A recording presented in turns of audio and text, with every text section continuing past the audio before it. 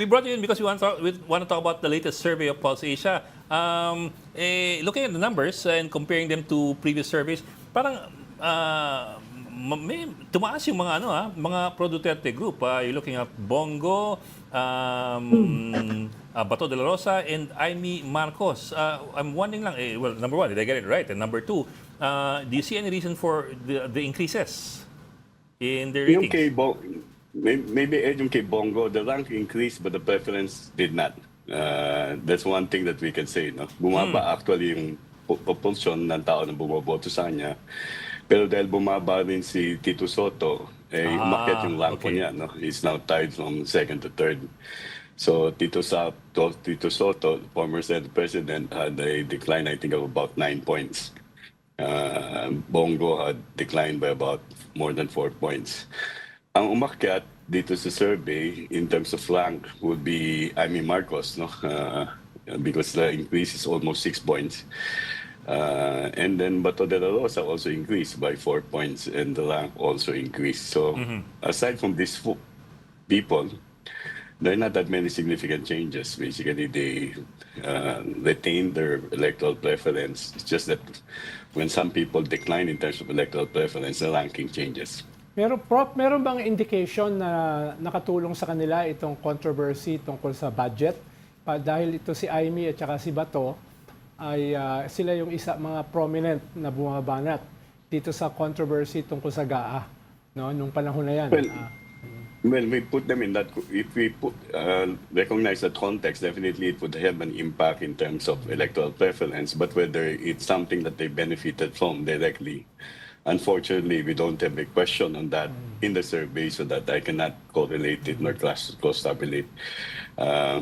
There are other things that you can say about, let's say, some of the candidates. In the PCIJ report, Amy Marcos was the one that had, almost $1 billion Almost $1 billion in ad expenditure. values. So that means if she increased by 6 points, just divide that billion by 6 points. That's how much each point costs, no? But that's just one. So there are many things. But the ones in contention are essentially the ones that we saw before. The only difference now is that you have Camille Villar in contention for the top 12 position. Pero Doc, you're talking about the expenditure. Si Camille Villar, ganun din eh. Billion din yung... Billion din, sir. She and Amy are the top spenders eh. Bakit ganun? Hindi pa rin makapasok dun sa ano? Nakapasok na siya, 12. Ami. Nakapasok na siya. Tied na siya for the top, I think, 10 to 14 position. If I'm not mistaken. So, nakapasok siya, pero hindi ganun kalaki ang itinaas niya. 2 puntos lang. So, considering the amount, ha? Considering the amount. Many of the candidates in the past would always say, when we brief them, it's just, how much did you spend, and if the expenditure, how much did you gain? So if you increase by 2 points and you spend $1 billion, that means each point is half a billion pesos. So it's not a significant jump. So it's not really the frequency of the ads. It's really whether the messages that they have in the ads are connecting. And there's no significant increase, no, in her case. How about the two May nakikita ba kayong common denominator for this the persons who consistently get into the top 12? May nakikita ba kayo? Di ba meron kayong ganong klaseng question? Kuminsan, yung possible factors for their good showing in the surveys. Sa ngayon, ano yung nakikita niyo? Well, lumalabas basically in our question with regard to what are the things that eventually affect voting decision. It is basically their prior record as elected officials. And by that, I mean, I don't think that the public really looks at the record. It's just simply that they are elected officials, and for that matter, a number of them are nationally prominent. You see the awareness figures there, no? Anyone with universal awareness is essentially getting that much support, with the exception of one, the favorite of my tokayo, no? I think si Pastor Apollo Kibolemo. That's awareness. 90% awareness. But that's one thing, no? You get to be popular, and that popularity, being known, is something that you can associate with preference. So that's one. The other thing is that if we examine the number preferences, what we see in the survey is that half of Filipinos basically have 12 names that they've selected. And when I was looking at the data, it appears that those who are in contention are normally put among those 12. No? They're not top-of-mind choices, but they're constantly indicated by those who have selected 12 names. So mas distributed yung support sa kanila across the board compared to those who are not making it to the top 12. How about yung dalawang pink candidates, Professor? Si Kiko at saka si Bang. Are they improving? Are they going down, going up? Dahil parang nandun sila sa nasa bingit. Parang indicatively lang, parang mas maganda yung position nila ngayon kaysa ng mga previous surveys.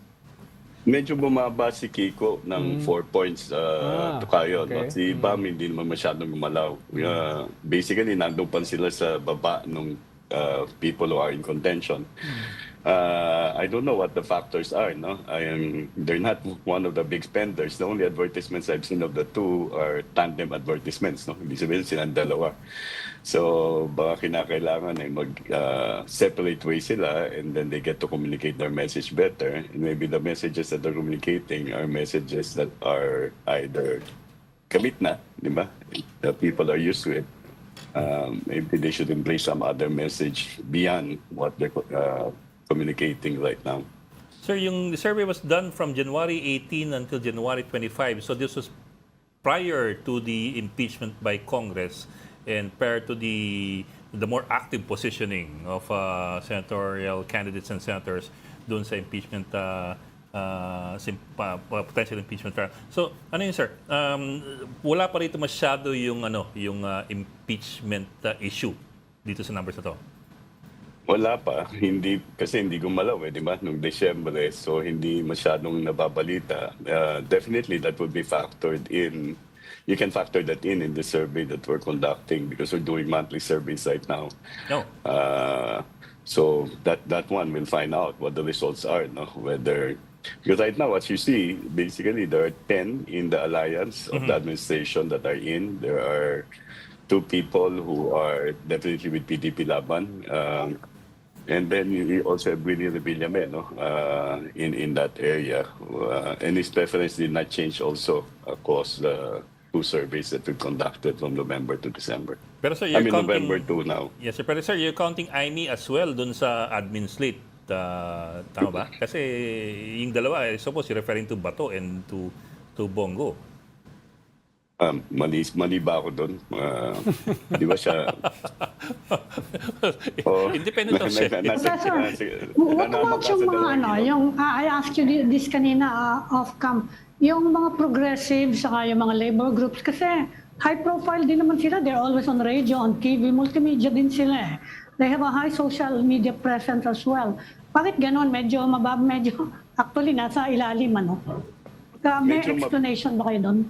May mababang awareness sila, no? At least for the senatorial, what you see, for example, is that, let's say, Franz Castro has an 18% awareness, Teddy Casino, 28%. So that means that they might be radio, but if you look at, for example, nationally, when we have survey items on the primary sources or sources of information, nangunguna pa rin television, pumapangalawa internet. Sa Visayas, Mindanao, malaki ang papel ng radyo. Halos 4 sa 10 ay nakikinig sa radyo sa Visayas, Mindanao. Pero television pa rin ang nangunguna.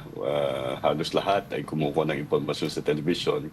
8 sa 10 ay may access sa internet. At pagkino mo sila, kung ilan sa kanila nanonood, nakikinig, nagbabasa ng balita sa internet, lahat sila, no? Lahat ng 8 out of 10 Filipinos are in the internet. So, and then the internet is a tricky thing, no? May algorithm yan, di ba? So, kung sinusundan mo, yun ang finipid sa'yo.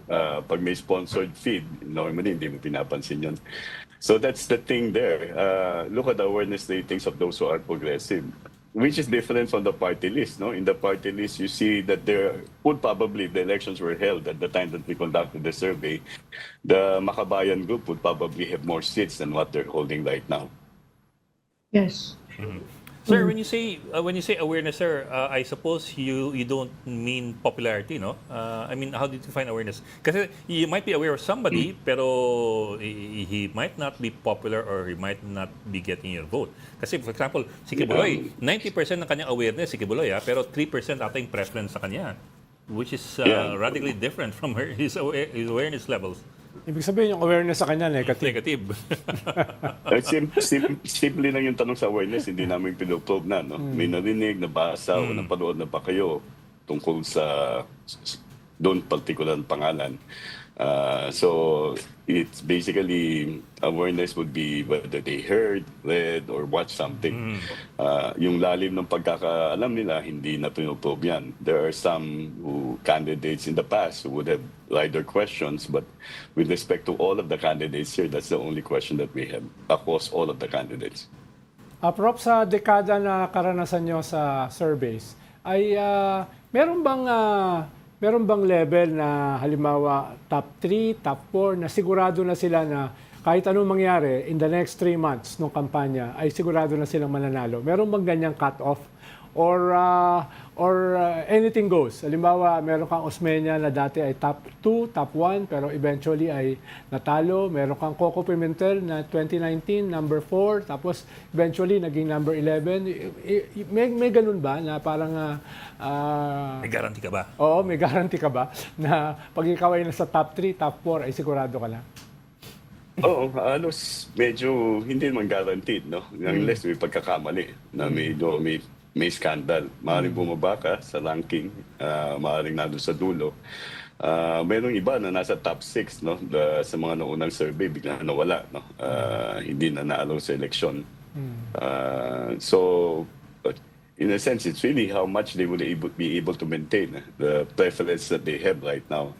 Because, as I said, we're seeing changes. No? If you have Tito Soto, for example, declining by 9 points, or Ben Tulfo declining by almost 7 points, that's an area of concern for that particular candidate. And we don't know whether the other candidates would increase in terms of preference, because the differences among the candidates would be quite small, no? Except, and then the other thing I should note is that right now, Erwin Tulfo has 62%. But that's quite a high number if you look at the actual election results of the one who makes it to that number 1 position. So masyadong mataas yan, no? Para ma-maintain na. Kaya siguro whether he can maintain it will really depend on, and the campaign starts tomorrow, no? So it will depend really on what he does during the campaign or what he does not do, whether he participates in the debate. If he does not, whether that would benefit him or not. And how much more material he would dish out to the public in order to sustain the support. Prof, for now Professor, ba... nire-revive ng COMELEC. I understand, matagal nang nag-ruling ang Supreme Court dito, no, on the surveys. Pero nire-revive ng COMELEC yung proposal to regulate, to impose some form of regulation on surveys for elections, pre-election surveys. What do you think of that? Kasi inuulit niya yung argument na mind conditioning daw, especially dito sa ganitong mga environment natin na medyo kulang yung yung capacity ng mga tao for informed choices for a lot of reasons. Anong tingin niyo dun sa argument na yun? Well, the Supreme Court may have stood on that one. No? It is right to information.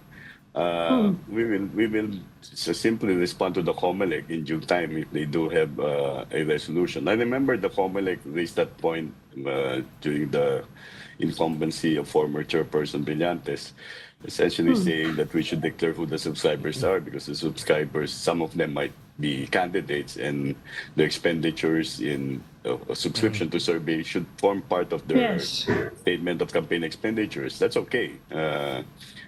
We will comply with that one.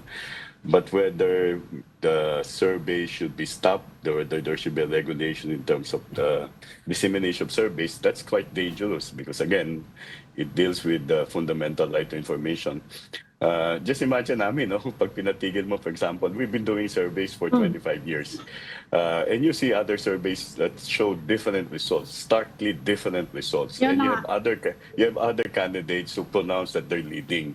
So do you shut the mouths of the other candidates who say that they're leading in their own surveys? So Well, you so might as far, ang well. sinasabi lang naman ni Chairman, yun na nga, yung nabanggit niyo na, yung mga regulation na iniisip nila to compel survey firms to disclose kung commissioned siya, who commissioned it. Ganun pa lang naman yung sinasabi nila na, Yeah. as far as you're concerned, that's, well, Pulse Asia does it naman, di ba? Yun naman talaga Yeah. yung ginagawa niya. It's commissioned, who commissioned it. Saka yung Yeah. methodology daw. Gusto nilang Yeah. malaman ng konti yung detalye kung paano yung methodology. Yeah, and the methodology is found on our website, no? Although Yes. the last survey, the methodology is the same. The technical details are the same as the surveys that we've conducted over the past 25 years. So but we're an open book. We do not in any way, we will not deny the company any of that information, but definitely we would object to the banning of the dissemination of information. Because, you cannot blame us for, as you said, the lack of informed choices. There are many things that go on in the election, and I think what we have is really a deeper problem beyond, let's say, just simply the solution of prohibiting or regulating the release of survey results. Prof, may mga PR strategies na nagsasabi, ito yung magiging first election na dominant daw ang social media. Meron ba kayong indications na ganyan sa inyong mga recent surveys para to belie yung fact na yon na magiging dominant ang social media rito? Or is it still to be proven? No? Mahirap sabihin na yung botante ay ni-influensya ng nasa social media directly. Ang pwede natin sabihin, as I mentioned, in our surveys when we ask whether they have access to the internet, 8 out of 10 Filipinos say they have access to the internet. When we ask them what do they do in the internet, all of them basically read, watch, and listen to news or information about politics and government. Now, why do they do this? All of them basically who say they read, watch, listen to the news about politics, government. Ang main platform nila is Facebook. That's 100%. Following that is about 80% say YouTube. Pero yung Facebook may algorithm yan eh. Yung YouTube pwede mo rin may algorithm din yan, pero pwede ka rin pumili. So hindi natin alam yung extent ng disinformation at malinformation na nandoon na nakaka-apekto sa disposisyon ng mga tao. So yun yung mahirap, no, Tokayo. And that has to be studied. And there are people who study it, and basically they say mere access to social media doesn't necessarily equate with the influence of social media on voting decision. Yeah.